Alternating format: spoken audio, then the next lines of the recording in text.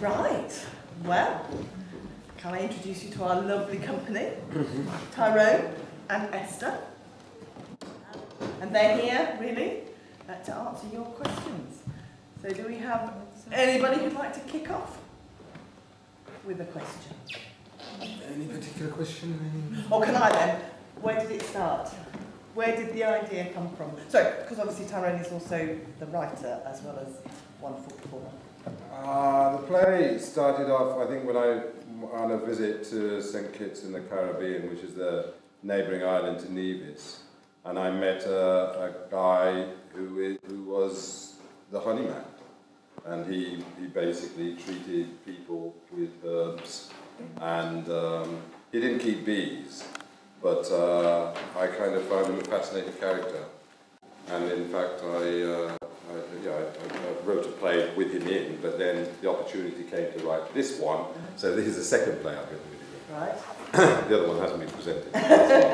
Yeah, so the honeyman, and then the chance to, the opportunity through New Perspectives, Theatre Writing Partnership in Eastern Angles, to do a show for rural touring came along, and I was kind of curious about the young people out in the rural environment, and almost how I was getting a sense that they were all desperate to be urban. They were all desperate to be urban kids, and maybe there was a conflict for them out in those rural environments. So it was bringing those two characters together, and then just letting them meet and seeing what happened. And how did you find playing that rural youngster wanting to be urban? Well, I grew up in a very rural place, so right. It was kind of trying to draw back on that. I grew up in a place called Stourbridge in the West Midlands, and yeah, I was really aware that when I moved down to London, because I moved down to London about 6 years ago, just how different a teenager in London is to a teenager where I grew up. And I remember being, because I was never like a cool kid, but I remember growing up and the teenagers when I was at my secondary school, and I remember thinking, oh, they're really cool. They're they're scary, so they're really hard. Then coming down to London and just seeing, oh no, they were not cool. They were not cool, because they're complete worlds apart. But you are just stuck. You're just kind of stuck there in this little kind of bubble. You have no idea. Yeah, what's outside of it, I guess. Yeah, yes, it's been interesting. I grew up in London, but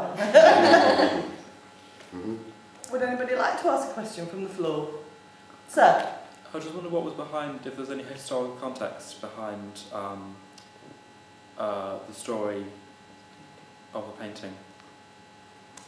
Yeah, I mean, the story of the painting was, that was another additional element, because, I've often gone into galleries and looked at those paintings with a little black figure in, and it'll say the Honourable so-and-so and Mrs. What's-it, but it'll never mention who that person is. And I thought, well, how do you get hold of that person and almost pull them into, through history, so that you get to their story. So the context that sort of Misty's character lived in gave me the environment in which to do that. Is that kind of what you were Yeah, asking? so is the painting, is that a genuine painting that you've... Is that a real painting? No, hello. Andy, who's our sound designer, has arrived. So that Andy's responsible for the fantastic sound design for the show. So this is Adam McCready, our sound designer. I'm sorry, Andy. What am I calling you, Andy? You're not the first. No. I get called worse. Sorry. So we were with, is the picture real? Yeah. Is it a real that you've seen? Or? Yeah, no, it's, I think what they commissioned, a composite, sort of drew from elements of, because I gathered a whole load of pictures together when I was researching, and when I was writing I kind of featured one particular painting, and they drew from that, and got an artist, I think the artist produced 2 versions. for us to choose from, and we went with the one that you saw tonight. It was very effective that you couldn't see it at the beginning and then did see it as you brought it out, sort of thing. It was very good. And obviously the lighting probably improved a bit, but it was very good the way it suddenly jumped out at you. Absolutely. Yeah. You see it, don't you? Yes. But it's also interesting for me as well, because in a way it's partly because when Misty's, you know, when you're guided through something, you're guided by the person, and they will draw your attention to things. If they don't draw your attention to something, then it's quite easy to miss it. So I was quite interested in whether that element of it would work as well through Misty's telling of the image. So you were going to... A lady. I wonder, when did you write this play? How long ago did you write this play? So when did you, sorry, just in case you didn't hear that, when did you write this play, Tyrone? I did the first draft of about 25 minutes of it at the beginning of 2009. And then I did a further draft, I did a complete draft in 2010.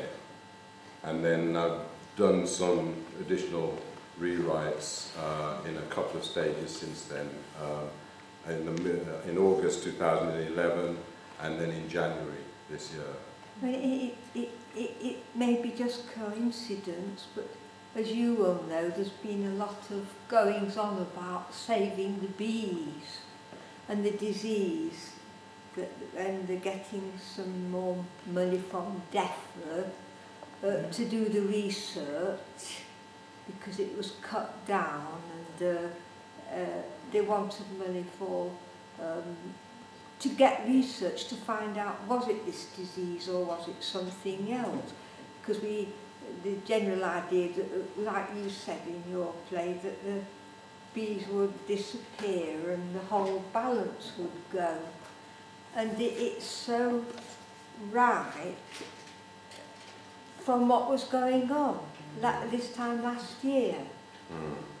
I'm a member of the WI, and we did a lot of campaigning to keep the bees going. We know all about that. But I really enjoyed the play, but it was more interesting because it was to do with what's happening.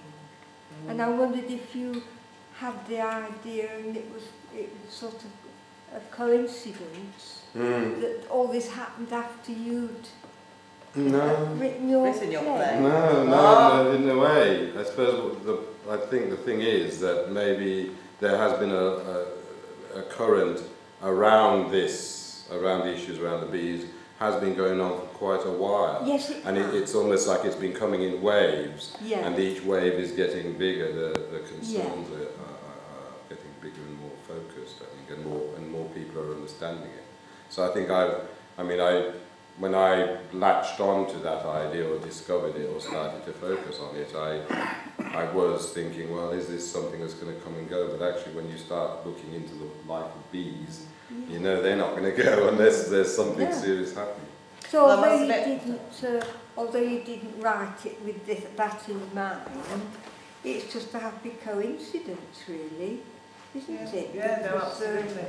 Really, you put a lot into it, and in a way it's done a little bit of, apart from being very good and enjoyable and interesting, it's sort of done a little bit for the cause. Absolutely. This big, huge bee flew into the rehearsal room last night, and instead of going, whoa, as I would have done, I went, yes! It was good to see it, so it's changed my opinion of bees. It was great to have it there. Yes, sir. You're my friend, end of story. What does the play tell us about friendship? Or how important is the theme of friendship in the play? How important is friendship? Well, Esther. I think for Misty's character as a 15-year-old girl who's in this, on this, what she refers to as an island in this where she lives, and she's got these friends, for Misty, I think it explores what it actually is, what it means to be a friend, how important a friend is, and what when you're a teenager at that age, you're so influenced by everyone around you and people you consider as friends, and I think you're at such an impressionable age to finally understand what a friend is. I mean, I've got friends now which I had friends when I was 14, 15 who I was not in contact with now because I realised that they weren't who I thought they were. But then having this experience with someone who's a complete different generation from two completely different cultures, and they're brought together, and this friendship blossoms. I think that's a beautiful thing and a beautiful part of the story, and it allows Misty to understand what the difference is, and I think friendship is a big, massive theme in it, massive theme for Misty anyway. For Honeyman, same. Yes, I think for Honeyman as a character, there is, he talks about some, poison in his system, and maybe, whilst we've been working on it, one of the things that's emerged is possibly that some of that poison is the fact that he has dissociated himself from people and, isolated himself, thinking that and it might be there's a kind of hubris in it, that he is saying he's making a statement about the way he believes the world should be, but he's making it so significantly that no one else is allowed in there with him, and that creates a kind of isolation, so I think the opportunity that Misty presents to him is the opportunity to rediscover people, and there's a kind of compromise that one has to make with friendship, I think, at some level. Once you buy into someone as a friend, there's a lot of other stuff you've got to take with it, and I think that's one of this.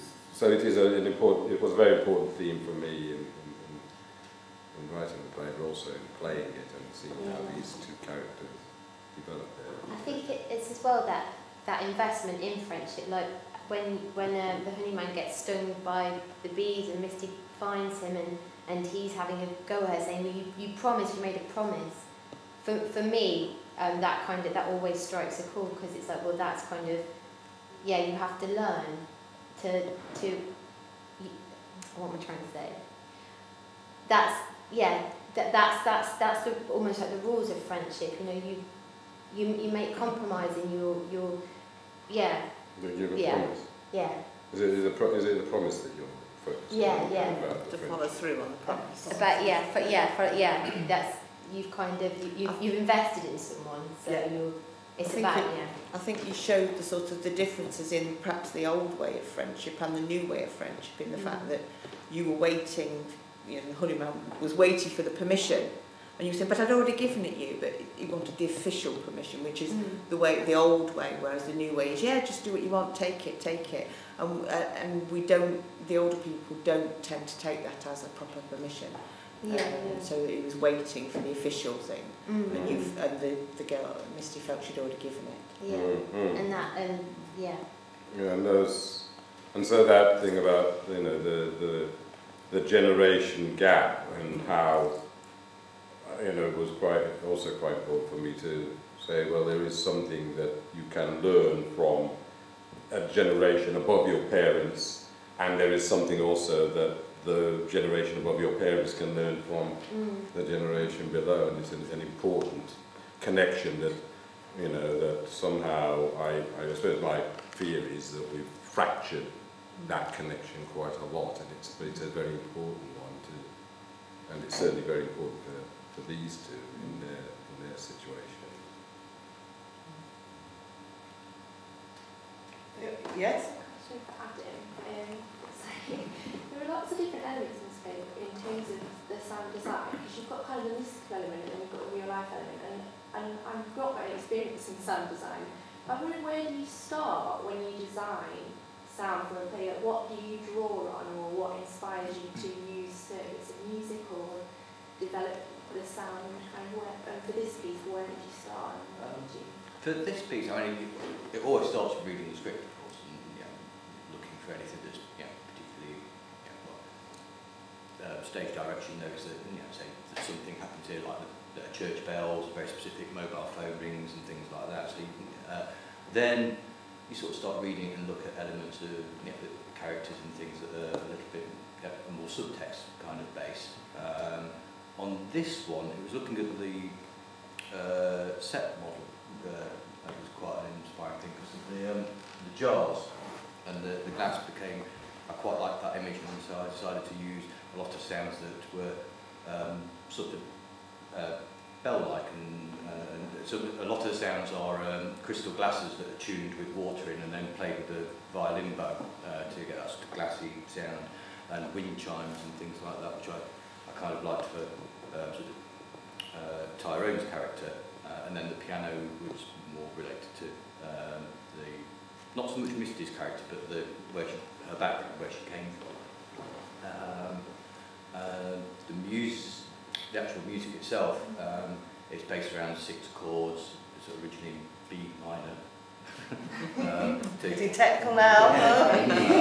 And it's 6 chords that don't ever resolve with a cadence at all, so that it's kind of circular, so it's like hexagonal, like a honeycomb, kind of, it goes around and it can loop and be quite sort of directionless almost. Lots of your B's were key to doing it, and doing things like changing the speed of the B's and the pitch of B recording and things to try and create different intensities, because it was quite early on. Suzanne, the director himself, talked about how the B's were another distinct character, particularly because of Honeyman's relationship with them. So it came, and so yes, there's a kind of naturalistic element to create atmospheres, and then there's more underlying subtext, and then there's sort of weirdness back in time, sort of losing. So you kind of have ideas from the start, but then does it help you to go into the rehearsal and like be influenced by what you're seeing, where they are, and absolutely, that's quite a huge thing as well. I think things with like trying to work out where Misty's going to be standing when she gets the mobile phone, so you can try and place them realistically and things so they're not just sort of directions kind of things. Do you ever kind of go into the rehearsal and think, oh, there would be a really great piece of music that would do there, or do you kind of already have it planned? No, usually from spending a fair bit of time in rehearsals. Usually the first read-through on the first day of rehearsals is very interesting because I like to hear the people's voices, and that quite often is quite an inspiring thing as well, because I get an idea of character, and also you get an idea of the pace of the piece and rhythm, and things like that. So, being in rehearsal is very, very important. You do tend to spend quite a lot of time, don't you? I like to, it helps a lot. Actually, there was just one thing that you said you picked up how many sound cues from the script? There's 68 from reading the script. And then how many are there in the production? 106. Understated, as always. I like to keep Alison busy. Yeah, so there is, and I mean it is that the layering and the texturing of it that I think creates the world that these characters inhabit.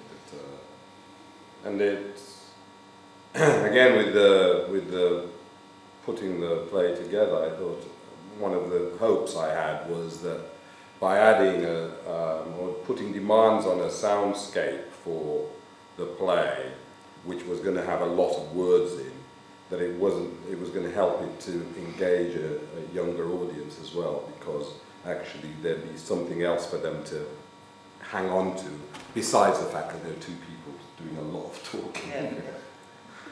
And then the visual element as well was another layer that I thought would increasingly hold an audience who might not be able to sit still for an hour and a half to an hour and 3/4, just to give them somewhere else to take their focus if they meander off the language. Any other questions? what got you into writing? Like, was it something you started when you were really young? Was it? No, it's strange.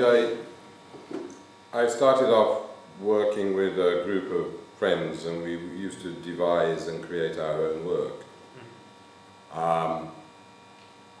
And then I started to become a proper actor, and I realised that actually my job then wasn't to my job was essentially as an actor was then to remember my lines and not bump into the furniture, which is really, I mean, simply said, but actually it's quite an important and very difficult job. And then so I thought, so I was just looking for another outlet for the fact that I was used to having much more input into the creation of work, and I just started writing on the back of that. Thank you. Any more?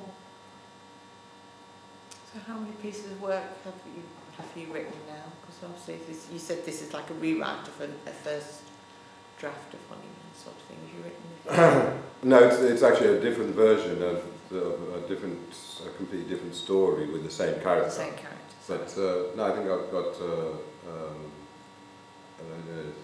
13, 14, something like that. Sat on the shelf.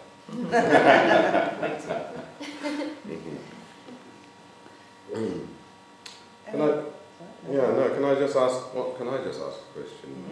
Of course. Maybe I mean, sort of with having seen the production, and is anyone willing to say what it was or what it is that is at the core? Was at the core of their interest in whilst they were sat watching in the darkness, watching it? What was the core of your interest as a member of the audience seeing this production? Was it people? Was it stories? Was it ideas? Or anyone willing to answer for me? I was very interested in the set because before we came, we were sort of saying, "Oh, don't think it's going to have much of a set to it. There's only going to be 2 people. It's going to be a bit monologue-ish." This is what we were expecting, and I think you split it up into sort of 3 separate areas very well, so that you felt you'd gone on to a different set when you were in the cottage and a different set when you were in the hall. I think you did that very effectively. I thought the set was excellent. You've got the whole thing, how you made, your room and the house in the distance. You've got the atmosphere was really excellent, I thought. Helped To it get flow. to blend that together, very effective. And I liked the way the relationship was changing. When you came on, I thought, oh, I don't know what about this.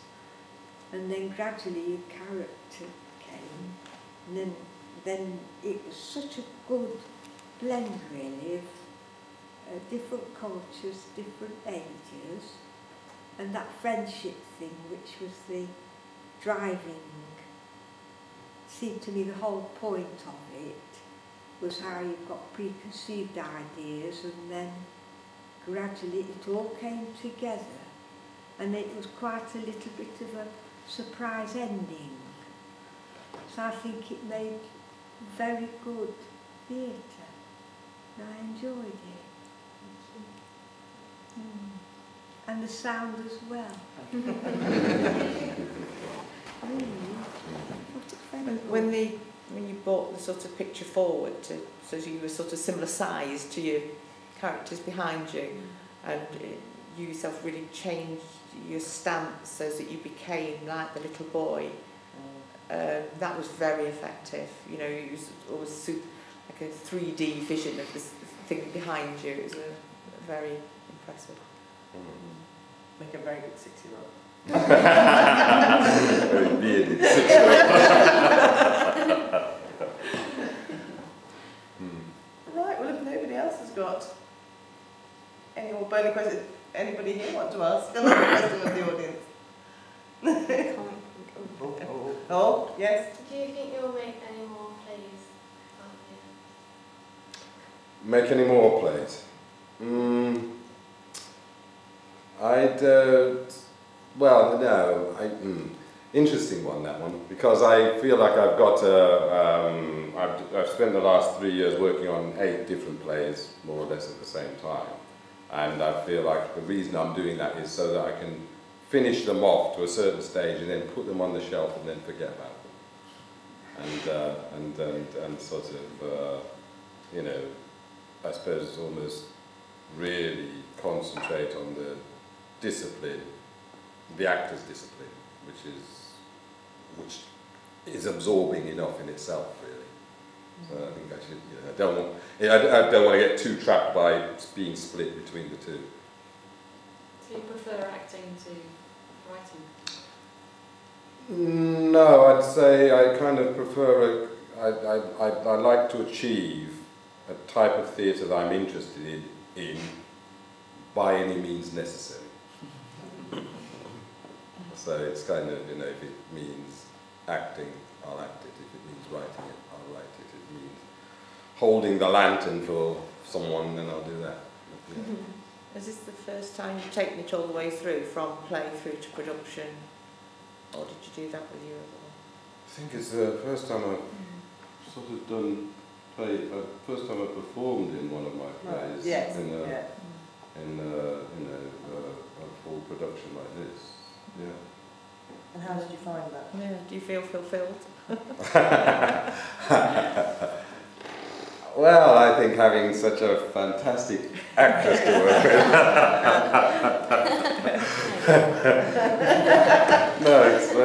It's been great actually. Just you know, working through the production, and I must admit, when I did secretly hanker after playing the Honey Man, I thought, I'd like to play that character. Are you touring the country with it? Are you touring all over the country with the play? We're touring like East Midlands, Sea, and then going up to Cumbria a bit. Oh, the audience is different in different parts of the country. Well, we haven't discovered yet. Not discovered yet. Yeah, it's the first time we're here for 2 weeks. Well, yeah. the end of this week. A while, Yeah. So we'll discover in the next couple of months what the different audiences. Are you getting funding from the Arts Council or? New Perspectives. Yes, I think they do. Are funded. That's got back a lot, didn't they, with the funding? Oh, yes, that was all on the news today. It's the credit crunch. A lot of the theatre companies we've seen, you know, we've followed, quite a few of them have folded due to the Olympics, the funding's being transferred to them. Interesting. Yeah. Interesting time. Yeah, we'll see what happens after the Olympics. Yeah, see if we get it back. Let's hope so. Well, if there are no more burning questions, can I thank Esther, Tyrone, Ads, made it, Andy. and yourself, and yourselves, for coming and saying and asking some questions. Thank you very much.